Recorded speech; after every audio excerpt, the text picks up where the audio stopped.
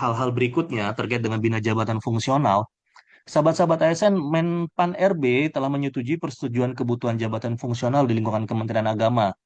Kita akrab dengan istilah formasi terkait dengan hal ini. Nah, formasi itu tentu untuk mengangkat dalam jabatan fungsional harus mempertimbangkan ketersediaan lowongan kebutuhan. Dalam arti, seorang PNS itu dia diangkat naik jenjang dalam jabatan fungsional itu ketika kursinya ada, ketika kursinya kosong untuk jabatan fungsional dimaksud pada satuan kerjanya masing-masing. Nah, formasi ini pun juga untuk proses pengangkatan perpindahan dari jabatan lain ke dalam jabatan fungsional, penyesuaian dan promosi atau kenaikan jenjang dalam jabatan fungsional.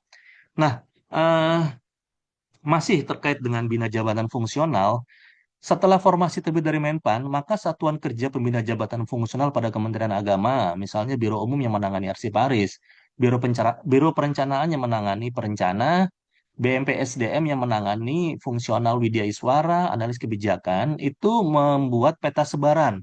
Peta sebaran jabatan fungsional berdasarkan formasi dari Menpan, dan tentu juga sesuai dengan mandat dari KMA 1150 tahun 2025 tentang kedudukan dan uraian tugas jabatan fungsional dan jabatan pelaksana.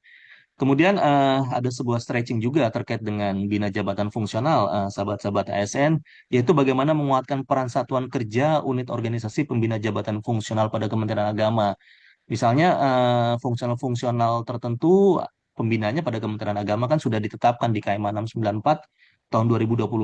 Fungsional bidang keuangan, pembinanya adalah Biro Keuangan, guru adalah di Direktorat Pendidikan masing-masing, penyuluh di Direktorat Pendidikan masing-masing agar dikuatkan perannya, agar dikuatkan data-datanya karena terkait dengan proses karir membutuhkan rekomendasi dari satuan kerja unit organisasi pembina jabatan fungsional dimaksud.